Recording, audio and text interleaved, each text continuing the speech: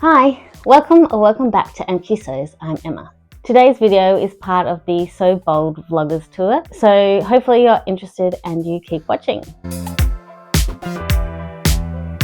So the So Bold Vloggers tour was created by Beck from What Beck Sews, and this is her first Instagram challenge. So the challenge happens on Instagram. I'll put up on the screen all the details and I'll make sure that the playlist is linked down below. But basically you create something that you think is bold or that is considered bold for you, and you take a picture, you put it on Instagram and just follow the instructions that I've got up on the screen. And make sure that you tag What Beck Sews and also put the hashtag SoBold2026. Enter before the end of August 2026 to be in the running for the great prizes. Hopefully that quick overview was enough for you. If you need more information, just make sure you pause the video and have a quick read through all of the information that I've got up on the screen. And you don't have to post your entry on any particular day. You can post it any day in August. August is almost finished, so make sure you get your entry in very soon. If you want to see my fellow vloggers videos for the vlogger tour, I'll make sure you put the playlist down below, but you can also see the list of vlogs up on the screen now. So this challenge is all about bold, right? I've only found one thing that I've made in my wardrobe that I feel really does fit the vibe of So Bold. So I'm going to put a photo up on the screen now of that particular dress. This is a dress that I made last summer, and every time I wear it, I feel kind of a little bit out of place. Like I don't feel quite like myself because it is very bright. When I saw this fabric, I thought it really gave a bit of a retro vibe. I definitely feel like a different version of myself in this dress, and I feel like that's the vibe of the So Bold challenge anyway. So I thought I would just have a look through my wardrobe and sort of get a feel of if I have any bold items in there, and I found this dress which I think fits the bill. I pretty much feel like the rest of my wardrobe fits into mermaid vibes. I've got lots of pinks, purples, blues. I'm gonna say that my normal style is mermaid vibes. I like pinks and blues and purples, so I'm not really surprised that I have a sort of mermaid vibe in my wardrobe. Anyway, so I went through my fabrics and I found one other fabric that I feel is like a bit less like me, and that is this one. So the dress that I made last summer might have retro vibes, but I think this fabric has Aztec vibes. I think it has Aztec vibes. Anyway, although it has a lot of the pinks and blues and greens that I do like to wear, and purples, for some reason, this just screams not very me. But I do really like it, which is why I picked it up. I did pick it up from an op shop in Ballarat in July last year. So it's been waiting for the perfect thing to make with it. I'm not really sure. It's a viscose. I'm not really sure what I was thinking when I picked it up. I just really liked it.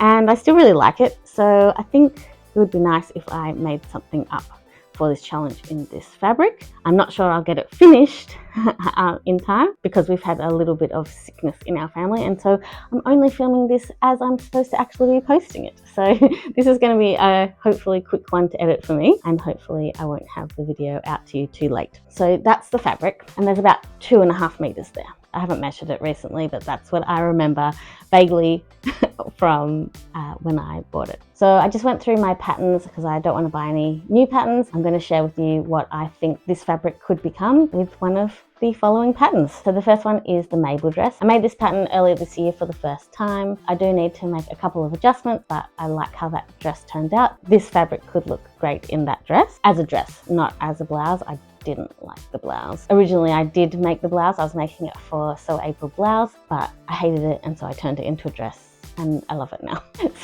So I think if I was going to make that pattern again, I definitely would have to make it a dress. So that is my first maybe. The next pattern I haven't made before, so I have no idea. I'd have to do fit tests and all of that, so definitely wouldn't get made before the end of the month because it is the 27th today.